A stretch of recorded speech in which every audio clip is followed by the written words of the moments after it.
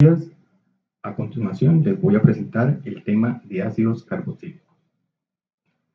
Los ácidos carboxílicos se caracterizan por tener un grupo carboxilo, el CO, y un grupo OH. Esto le da una característica a la estructura de polaridad, ¿sí? Considerando que el oxígeno está cargado negativamente y el carbono está cargado positivamente.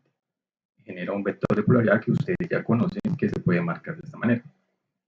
Aquí hemos puesto la letra R, que puede ser cualquier cadena hidrocarbonada, es decir, CH3, CH2 o cualquier grupo aromático. Entonces, algunas propiedades de los ácidos carboxílicos son, pueden ser líquidos o sólidos, dependiendo del número de carbonos, como veremos a continuación.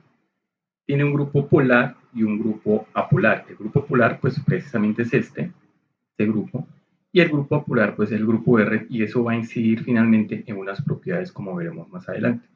Presentan altos puntos de ebullición, tienen hidrógenos ácidos, como se observa acá. Entonces, los ácidos carboxílicos, pues precisamente son ácidos, por eso se llaman ácidos carboxílicos. Y hay otra característica que veremos más adelante también, que es que los ácidos carboxílicos pueden ser saturados e insaturados, y esto va a incidir finalmente también en sus propiedades.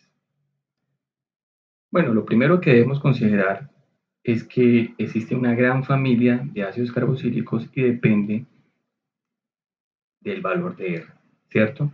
Considerando R como una cadena lineal que tenga aumentando el número de carbonos, aquí vemos algunos ejemplos donde cuando el número de carbono es 1, pues va a ser y R es H, ¿no? Entonces va a quedar aquí HCOOH. La nomenclatura pues la vemos más adelante, pero este se conoce como ácido metanoico, o el nombre ya sin regla de UPAC, ácido fórmico, y es muy conocido porque se encuentra en las hormigas y en las abejas. Entonces ese dolor característico cuando lo pican las hormigas o una abeja corresponde a este tipo de ácido.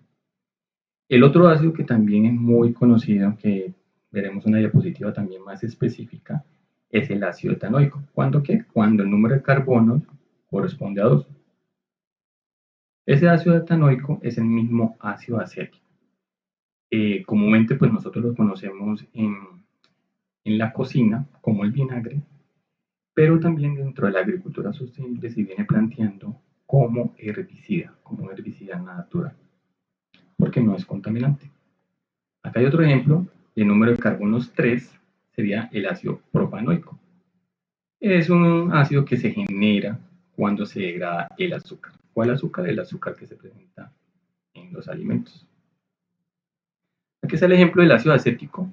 Cuando nosotros hacemos una fermentación anaerobia, ¿cierto? O sea, en ausencia de oxígeno, se va a generar entonces el etanol, ¿cierto? Pero si ya cambia la fermentación y es aerobia, entonces a partir de la glucosa se puede generar el ácido acético. Entonces de esta manera nosotros tenemos desde el mismo origen, por ejemplo la uva, se puede obtener un vino de uva o un vinagre de uva.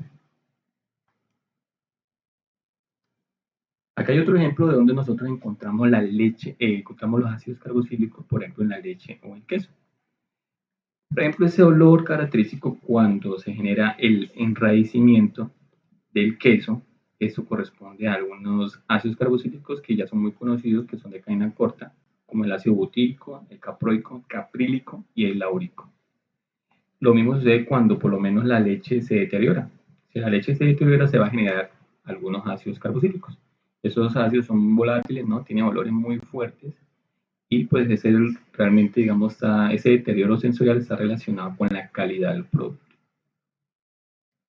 Otro ejemplo, pues curioso que quería traer es el mal olor en los pies.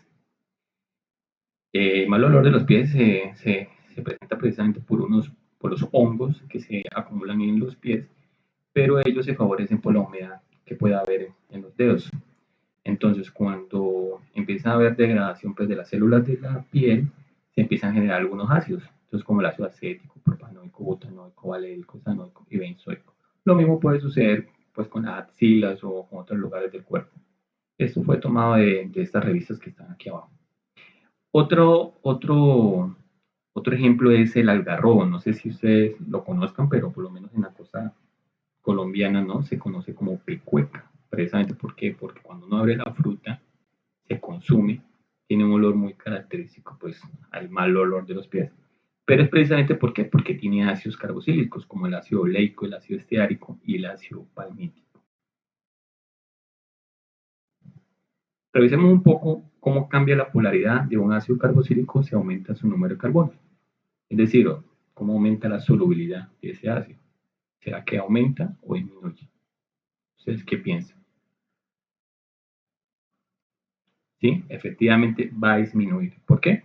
Porque el grupo R, ¿cierto? De la molécula, la estructura va a aumentar. Y si ese grupo R es apolar, no soluble, pues le va a dar una característica de disminución de la polaridad, o sea que va a ser menos soluble en agua, el ácido. Revisemos, por ejemplo, cómo cambia el punto de ebullición de un ácido carboxílico si aumenta su número de carbonos. ¿Qué esperaríamos entre el ácido metanoico y el ácido oleico, por ejemplo, que es más grande? ¿Cuál se tendrá mayor punto de ebullición? Sí, efectivamente, entre mayor número de carbonos va a tener mayor punto de ebullición. Entonces acá hay un ejemplo muy sencillo, una tablita, entre los primeros 4 ácidos carboxílicos, ¿sí? Número de carbonos 1, 2, 3 y 4, ácido metanoico, etanoico, propanoico y butanoico, y aquí observamos cómo está aumentando el punto de ebullición. Entonces realmente esa es la tendencia, entre mayor número de carbonos, mayor va a ser el punto de ebullición. Finalmente, revisar esta propiedad, cómo cambia el estado líquido o sólido de un ácido carboxílico si aumenta su número de carbono. Sí, también es cierto, entre mayor número de carbono se esperaría que se generara una estructura más sólida que líquida. Entonces acá hay un ejemplo con el aceite de oliva. Bueno, el aceite de oliva es líquido, ¿no? Es un ácido carboxílico, pero también es un ácido insaturado. Y por ejemplo la margarina, el seno, las grasas que son pesadas, estas grasas, pues esas grasas son con número de carbono más grandes.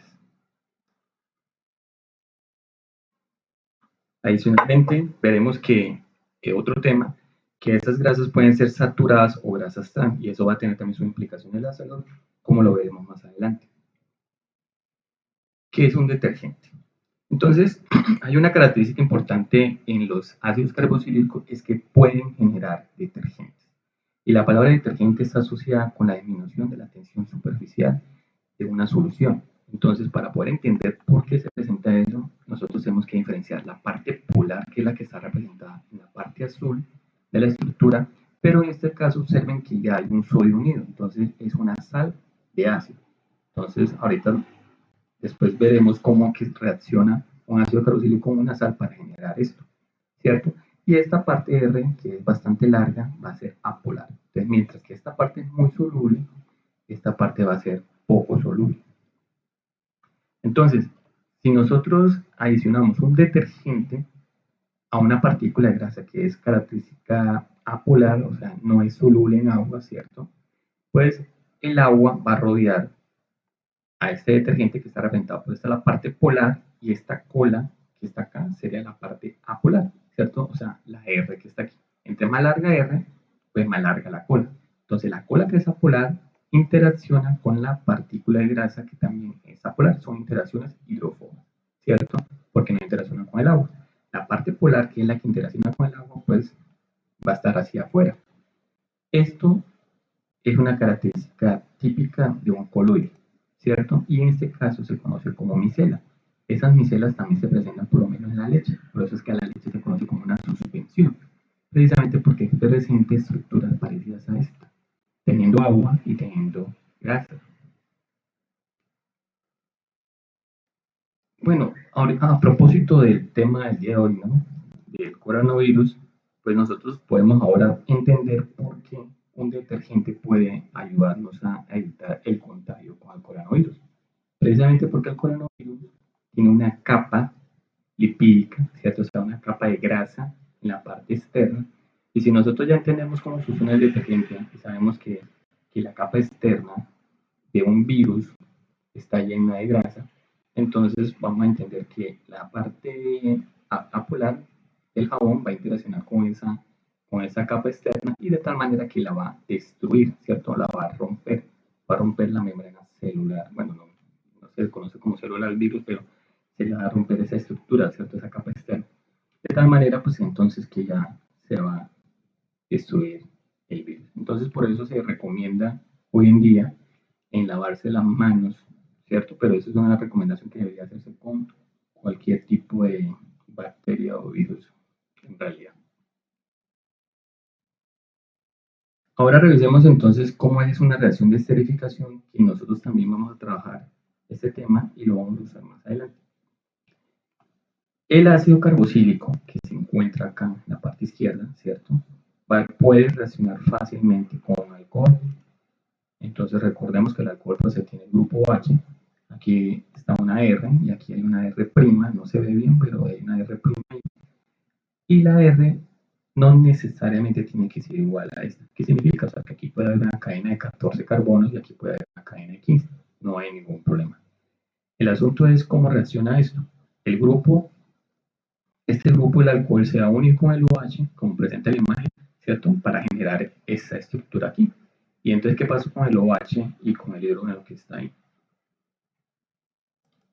Pues esos dos van a reaccionar para formar una molécula de agua, ¿cierto? Hagamos algunos ejemplos para poder entender ese tema. Aquí tenemos un ácido muy sencillo, que sería el ácido propanoico, que está reaccionando con el metanol. Si quiere, detenga el video, tómese unos segundos para que por favor dibuje el éster que se está formando en este momento. ¿Ok? Y le tiene que dar una estructura parecida a esta. ¿De acuerdo? Que sería el éster formado entre el alcohol propanoico y el metanol. Ahora realicemos el segundo ejemplo entre el ácido butanoico y este metanol, que es el alcohol. Tómese un tiempo y tiene que darle esta estructura que está acá, que sería este. Bueno, eso era todo el tema que le tengo por ahora. Entonces espero que hagan preguntas, me las pueden enviar al correo, por favor. Muchas gracias.